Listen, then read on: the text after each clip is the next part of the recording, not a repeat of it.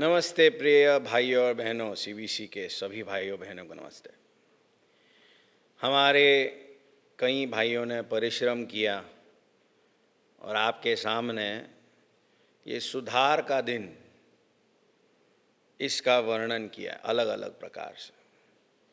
तो मुझे मालूम नहीं कि आपको ये पता है कि नहीं, मगर हम एक ऐसी कलीसिया है जिसे रिफॉर्म्ड कहा जाता है या फिर सुधार के आधार पर लाया गया कलीसिया कहा जाता है। तो यदि अगर आप सीबीसी के संविधान को भी देखें तो वहाँ पर हमारे कलीसिया का नाम रिफॉर्म्ड कहा गया है। रिफॉर्म्ड, सुधार पे आधारित कलीसिया। तो हम किस सुधार के बारे में बात कर रहे हैं, उसकी चर्चा अब तक कई भाइयों ने आपसे की है। दरअसल क्या हुआ था कि कलीसिया जो है अन्य परंपराओं में, अन्य प्रथाओं में, अन्य प्रकार के जगत से आधारित राजनीति में फंस गई थी। और जो सच्चा सुसमाचार है, सच्चा यीशु मसीह है, सच्चा विश्वास है, उससे परे हो गई थी। तो इसीलिए उसी कलीसिया के चंद लोग, जो शायद कलीसिया के प्रमुख भी नहीं थे, उनको ये अच्छा नहीं लगा कि कलीसिया जो प्रभु की कलीसिया है या प्रभु की कलीसिया होनी चाहिए, वो प्रभु के वचन के आधार पर नहीं चल रहा है। तो चंद धैर्य लोग, चंद विश्वासी लोग, चंद ऐसे लोग जो प्रभु के पवित्र शास्त्र को गंभीरता से परखते थे, ऐसे लोगों ने कलीसिया में सुधार लाने की कोशिश की। और ये कलीसिया कौन सी थी? इसे हम रोमन कैथोलिक कलीसिया कहते हैं। रोमन मतलब रोम नामक जगह से जुड़ी हुई, कैथोलिक नामक एक ऐसी कलीसिया जो सर्वस्थानों में है, और कलीसिया चर्च माने कलीसिया। तो रोमन कैथोलिक कलीसिया के साथ का ये एक वाद विवाद था। कई लोग मार्टिन लूथर के बारे में बात करते हैं, जिन्होंने वाद विवाद करने के लिए वो 95 थीसिस जो है, 95 जो 95 जो ऐसे वाद विवाद करने के मुद्दे जो है, उन्होंने उस दरवाजे पे खीला ठोक कर डाल दिया। और उन्होंने ये जंग के जैसे नहीं किया था। उनका ये करने का दरअसल कारण ये था ताकि वो लोगों से वार्तालाप करें कि इन मुद्दों के ऊपर आइए हम वार्तालाप करें, क्योंकि ये मुद्दे के आधार पर आप कलीसिया जो है, रोमन कैथोलिक कलीसिया जो है, गलत प्रथाओं में फंस गए हैं। आइए हम हमारे अपने आप को सुधारें। और वहाँ से हम कलीसिया की सुधार को देखना शुरू करते हैं। तो ये एक ऐतिहासिक घटना है। और कई बार ऐसा होता है कि ऐतिहासिक घटनाओं के साथ हमारा कोई लेन देन नहीं रहता, मगर ये ऐतिहासिक घटना कलीसिया को सुधारने के एक प्रयास थी। और ठीक इसी ऐतिहासिक घटने के वजह से अब हम यहाँ पर खड़े हैं। ये सुधार जो है सुसमाचार के बारे में था। ये सुधार जो है, ये सही सुसमाचार क्या है, इसके बारे में था। ये सुधार जो है कई कारणों के वजह से आया था। राजनीति जो कलीसिया में घुस आई थी, उस कारण आई थी। प्रथाओं को प्रमुख स्थान देने के कारण आई थी। कई सारे ऐसे लोग थे जो पवित्र शास्त्र को छोड़ अपनी सोच कलीसिया में डालने की कोशिश कर रहे थे। इन सभी कारणों के वजह से ये सुधार को हम कलीसिया में देखते हैं। और यही नहीं, उस जमाने में, उस संस्कृति में अकाल पड़ी थी। 100 साल का युद्ध हुआ था उस जमाने में। कई लोग मर गए थे। और यही नहीं, कलीसिया में फूट भी आ गई थी अन्य प्रकार के गलत शिक्षाओं के कारण। एक ऐसा शिक्षा जो हमारे भाइयों ने ऑलरेडी कहा है आपसे, वो ये था कि केवल एक कलीसिया के संत के द्वारा कोई प्रभु के साथ मेल मिलाप कर सकता है और प्रभु के साथ वार्तालाप कर सकता है। कि आप स्वयं अपने आप प्रभु के साथ वार्तालाप नहीं कर सकते, स्वयं प्रभु के से मेल मिलाप नहीं कर सकते, आपको कलीसिया के द्वारा ही मेल मिलाप मिल सकता है। ये एक प्रथा थी वहां की।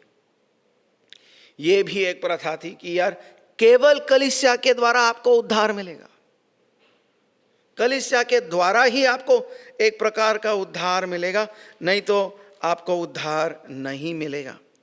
इन सारी बातों के वजह से सुधार, कलीसिया में सुधार लाने की कई कारण निकले और कई लोगों ने सुधार लाने की कोशिश की। ये पूरे सुधार का जो इतिहास है, 5 मुद्दों में हमारे भाइयों ने आपसे कहा कि ये जो सुसमाचार है, ये जो उद्धार है मानव का, ये पवित्र शास्त्र के अधिकार के हिसाब से होना चाहिए। और पवित्र शास्त्र में जो कुछ भी लिखा है ये प्रभु के बातें हैं, तो इसीलिए ये आधिकारिक बातें हैं मनुष्य के लिए। कोई कलीसिया नहीं, कोई पोप नहीं, वचन ही अधिकार है हमारा। इस वचन के अधिकार पे ही हमें उद्धार क्या है इसकी जानकारी मिलती है, और उद्धार कैसा पाना है इसकी जानकारी मिलती है।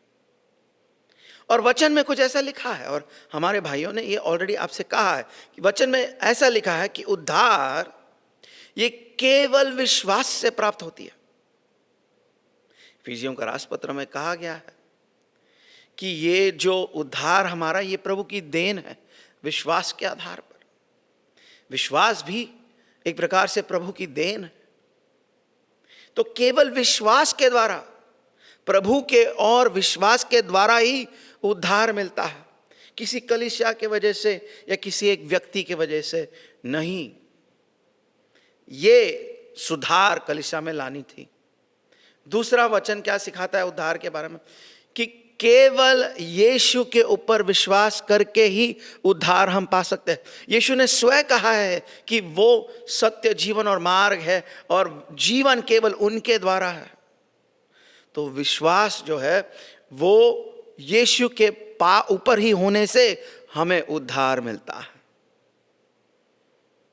और ये सारा जो उद्धार का योजना है ये प्रभु ने बनाया है। ये योजना प्रभु ने बनाया है, और ये उद्धार जो है हमें उनकी तरफ से एक भेंट के रूप में मिलती है, उनके करुणा के वजह से।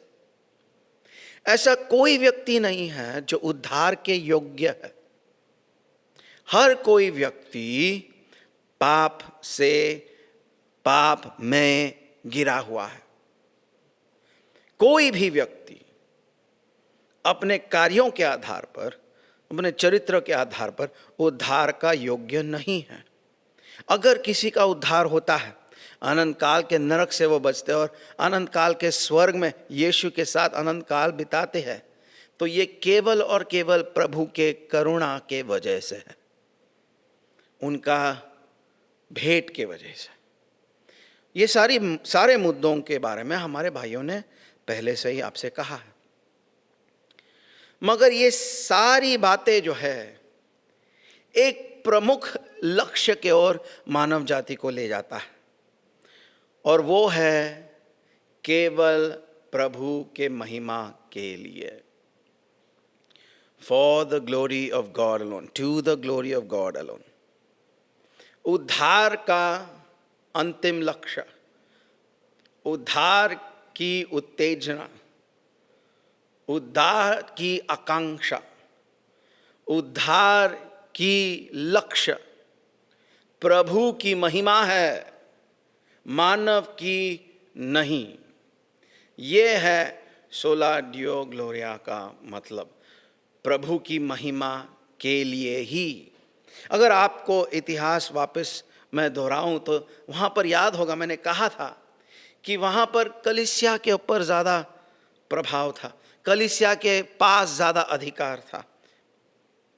कलीसिया के जो प्रमुख थे, जिसे पोप कहते हैं, उनके पास ज़्यादा अधिकार था।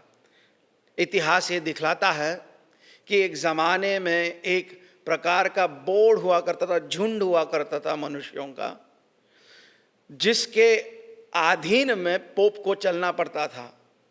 और ये जो काउंसिल है, जो बोर्ड है, मनुष्य का जो ये संगठना है, ये किसी पोप को निकाल भी सकता था अपने स्थान से।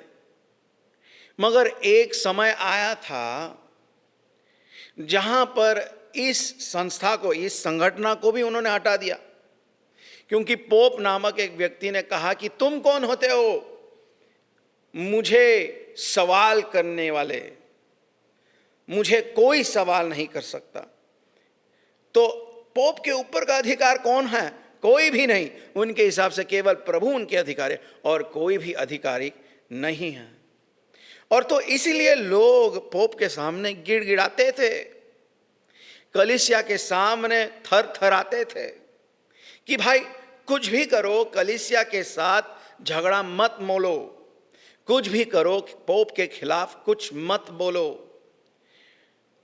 क्यों? क्योंकि इनके हाथों में हमारी आत्मा का उद्धार है। भाइयों और बहनों, एक मिनट के लिए सोचिए, अगर ये सच होता तो क्या पोप को महिमा नहीं मिलता? अगर ये सच होता तो क्या कलीसिया को महिमा नहीं मिलता हमारे उद्धार के वजह से? मगर बाइबल में साफ लिखा है कि प्रभु अपने महिमा को किसी के साथ नहीं बांटते, अपनी महिमा प्रभु के साथ किसी के साथ नहीं बांटते। इसीलिए ये मुद्दा कि केवल प्रभु के महिमा के लिए हमारा उद्धार होता है, ये बहुत ही महत्व रखता है। तो पहली बात तो हम महिमा के बारे में बात करें कि महिमा क्या है। महिमा प्रभु के स्वयं अस्तित्व में उनकी परिपूर्ण सुंदरता है। महिमा प्रभु के स्वयं अस्तित्व में उनका परिपूर्णता है। प्रभु के जैसे कोई नहीं। प्रभु उनका स्वयं अस्तित्व हुआ है। हर एक व्यक्ति का, हर एक जानवर का, ये पूरे भूमंडल का अस्तित्व प्रभु के कारण हुआ है। मगर प्रभु का अस्तित्व वो स्वयं अस्तित्वित है। उनको किसने नहीं रचाया, उनको किसी ने नहीं बनाया। वो अपने आप में जिंदा है। अच्छा, जिंदा है ये कहने का मतलब ये नहीं कि एक ज़माने में वो नहीं हुआ करते थे और एक समय आया जब वो जिंदा हो गए। नहीं, वो पहले से ही है, अब भी है और भविष्य में भी रहेंगे। और वो यही नहीं, प्रभु थे, प्रभु है और प्रभु रहेंगे। ऐसा पूरे दुनिया में, पूरा समय में, पूरे ब्रह्मांड में ऐसा कभी नहीं हुआ जब प्रभु नहीं थे। और प्रभु होते हुए अपने आप को वचन में हमें अपने आप को दिखलाया। और वचन में उन्होंने अपने बारे में कुछ ऐसा कहा कि वो एक अच्छे प्रभु है। ये हम उत्पत्ति के किताब पहले अध्याय में ही देखते हैं कि जब उन्होंने इस संसार को बनाया, उन्होंने कहा ये संसार अच्छा है। और ये अच्छाई, संसार की अच्छाई कहाँ से आता है? वो उसके सृष्टिकर्ता से आती है। सृष्टिकर्ता जब अच्छा होगा तो संसार भी अच्छा होगा। एक अच्छा सृष्टिकर्ता अच्छे संसार को बनाए, ये हम उत्पत्ति के किताब में ही देखते हैं। तो प्रभु जो है वो अच्छे है, पवित्र है, अलग है, अपने सृष्टि से अलग। वो औधे में सबसे बड़े हैं मगर अलग से ही है, उनके जैसे और कोई नहीं है। यही है प्रभु की महिमा, यही है महिमा की परिभाषा। यशायाह का किताब इसका 6 अध्याय में यशायाह एक दृष्टांत देखता है। और वहां पर सिंहासन पे कोई बैठा है, और अगर हम सही अनुवाद करें तो ये प्रभु बैठे हैं। और सिंहासन के इत्तर बित्तर, अगर आपके पास समय हो तो यशायाह किताब 6 अध्याय पहले 6 वचने पढ़े। सिंहासन के इत्तर बित्तर नाना प्रकार के स्वर्गदूत जा रहे हैं। स्वर्गदूत ऐसे लोग हैं जिन्होंने कभी पाप ही नहीं किया, इसलिए वो प्रभु के उपस्थिति में रह सकते हैं। और ये लोग जो है, ये स्वर्गदूत जो है, प्रभु के सिंहासन के इत्तर बित्तर मंडराते हुए प्रभु की आराधना कर रहे हैं और अपने मुंह से गूंज गूंज कर कह रहे हैं कि हमारे प्रभु पवित्र पवित्र पवित्र प्रभु है। पवित्र का मतलब क्या है? कि हमारे प्रभु अलग है, प्रभु के जैसे और कोई है ही नहीं। प्रभु अपने औधा में अलग है, प्रभु अपने परिपूर्णता में अलग है, प्रभु अपने चरित्र में अलग है। मानव के साथ प्रभु का तुलना हो ही नहीं सकता। प्रभु अपरंपार है, प्रभु अति सुंदर है, प्रभु महिमा धारक है, प्रभु अलग है। यह है पवित्रता का मतलब, कि प्रभु अलग है। और ऐसा प्रभु, महिमा धारक प्रभु, मनुष्य के साथ जो अपवित्र है उसके संगति में भी नहीं रह सकता, बल्कि ऐसे प्रभु को अपवित्रता के ऊपर द्वेष है, क्रोध है। ऐसे प्रभु को अपवित्रता से घिन आती है। ऐसे प्रभु को अपवित्रता को निकाल फेंकना पड़ता है, क्योंकि वो पवित्र है। ये है महिमा धारक प्रभु। और पवित्र पवित्र पवित्र प्रभु कहने के बाद ये स्वर्गदूत कहते हैं कि सारा संसार उनके महिमा से भरी हुई है। भजन संहिता 19वां अध्याय पहला वचन भी ऐसा कहता है कि सारा संसार, सारे जो बादल है, आकाश है, धरती है, ये प्रभु की महिमा की गुणगान गाती है। ये है महिमा का मतलब। प्रभु अति सुंदर, अति परिपूर्ण, अति अलग, उनके जैसे कोई है ही नहीं। नीतिमान प्रभु, अच्छे प्रभु, सच्चे प्रभु, पवित्र प्रभु, यह है महिमा का मतलब। और ऐसे प्रभु के विरोध में मानव जाति ने बैरता रखी। ऐसे प्रभु के विरोध में मानव जाति ने किसी और से प्रेम किया। ऐसे परिपूर्ण प्रभु को अलग रखकर मानव जाति अपनी लक्ष्यों को पूरा करने की कोशिश की। इससे प्रभु को महिमा नहीं मिलती।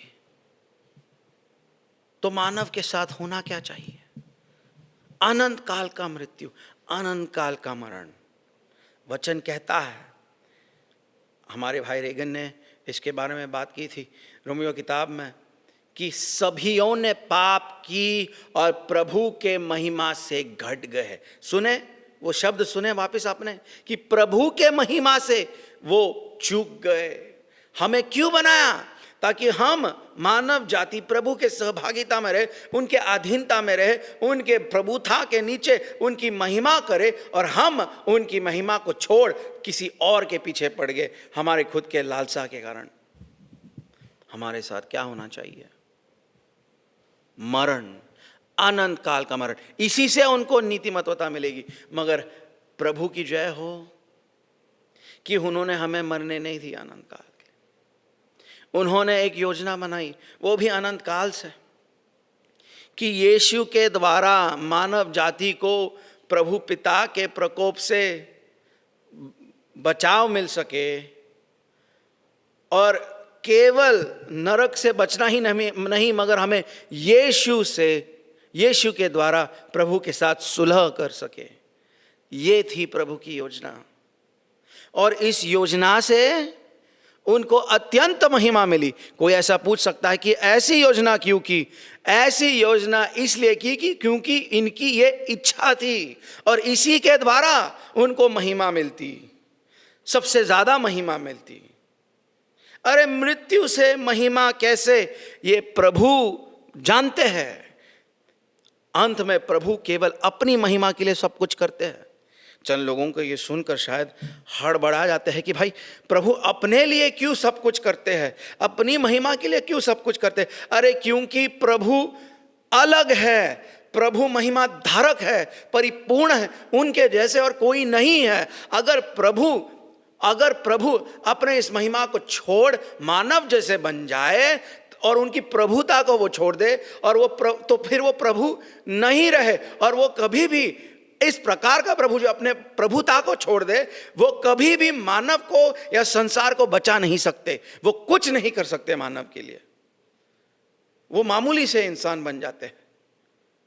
तो प्रभु के महिमा को रखने से, प्रभु के महिमा को सुरक्षित अपने पास रखने से, प्रभु के प्रभुता को प्रभु अपने पास रखने से मानव के लिए वो एक भेंट दे रहे हैं, अपने आप को मानव की ओर प्रस्तुत कर रहे हैं। मगर मानव जाति प्रभु को छोड़ अन्य चीजों के पीछे भाग जाती है, अन्य चीजों से आकर्षित हो जाते हैं।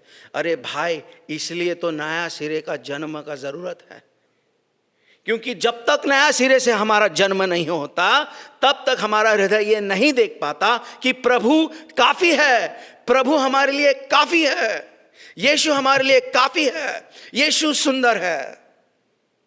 अरे हाँ, एक 3 बेडरूम का फ्लैट अच्छा होगा, एक लैम्बोर्गिनी गाड़ी अच्छी होगी, पढ़ाई लिखाई अच्छी होगी, ये सभी अच्छी चीजें, लेकिन इसकी तुलना प्रभु के साथ हम नहीं कर सकते। प्रभु सबसे अच्छे हैं, उनसे अच्छा कोई है ही नहीं।